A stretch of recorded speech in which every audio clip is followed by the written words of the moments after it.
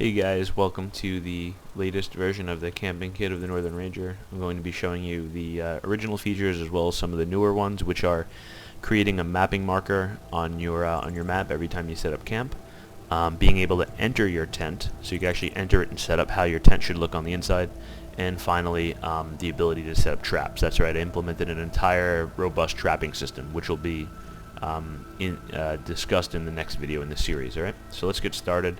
Again, I'll go to my camping kit. I have two. For those of you who are new to this, you have the camping kit, which is the original.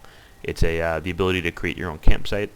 And then this is the more of the lightweight version, the Imperial, which allows you to actually set up your camp with all the same features that this has, just a little bit more of a lightweight look and feel.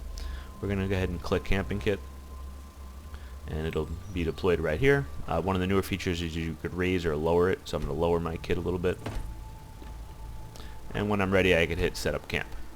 As soon as I did that, if you noticed, my map is now updated. So this is my camp. It says my camp. I could fast travel to it. I can do whatever I want. And when I break my camp, or when I pack everything up, rather, the marker will go away. So it'll always update every time. All right. So the way this works is there are these markers. Everything's a placeholder or a marker. Here's my campfire marker, bedroll marker, and tent marker. When you click the marker actually becomes the item. So in this case, when I click this, it's going to become a tent. I'm now in the tent. I'm given the option to enter my tent, which I'll show you in a little bit. I could reposition it, so if I don't like where it is, I could click it. It'll revert back to that marker, and I can move it if I want to put it somewhere else, if I made a mistake.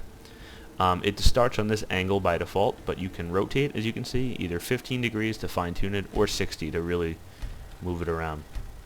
I'm going to hit 60 a couple times, and I wanted it to face my camping site just like this. I'm now going to take this wooden log here, place it down, and I'm going to create my campfire. So now I have my actual fire. This is compatible with all the hypothermia mods and the survival mods where you need to be close to a fire source. So this will work and will warm you up. As well as entering the tent will serve the same purpose. So if it's raining out or snowing and so on, you can enter it.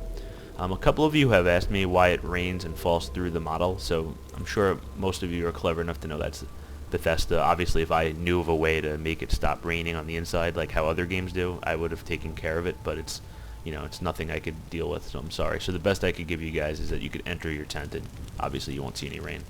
Alright, so if I click my bedroll, it'll actually unroll to become a bedroll. If I reposition it, I could roll it back up and move it around somewhere else, as you can see. Once you click that, it'll actually fold out. I could then rotate it, raise it or lower it just like everything else. When I'm happy with the position of it, I could confirm it. So this concept of confirming means that I want to convert this item to actual furniture. I don't want to have to constantly see these menu options every time I want to click sleep. Click confirm. It is now confirmed. See, now it'll behave as a bedroll should. Alright. I'm going to go back here now, and I'm going to show you everything else. If I go to my extras, it's not just these three items. I can also create chairs, cooking pots, pelt, leather screen, and an extra bedroll. So I'll show you how the cooking pot works. It's just this little pot here. Now this is the bigger one for the Imperial camping kit, or if you enter your tent, which I'll show you in a little bit, you can get smaller ones. Some people like the size of this, some people hate it. So sorry, I can't please everyone. Click this, and you can see it's hovering in the air. That's alright. I can go to lower. You can actually lower it. And just keep going here. And now I'm lowering it into the ground so it looks more realistic. Great. Once I'm good, just like everything else, you confirm, and it is a real cooking spit. I could use it and cook some food at camp.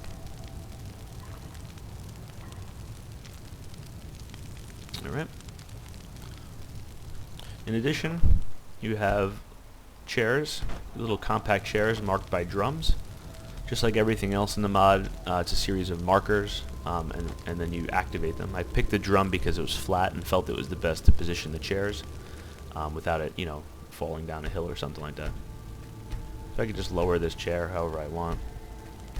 Lower, raise it, and you could rotate it too. So if I want to make it face the fire, I could. And when I'm ready, just like everything else, I hit confirm, and it is now a functional chair. I can actually sit in it.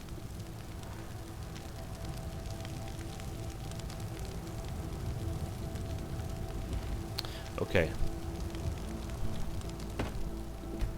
moving along, I have a another bedroll, the leather screens, which I like.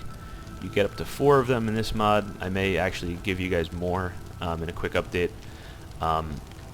Just trying to find a balance between realism and you know, what's cool.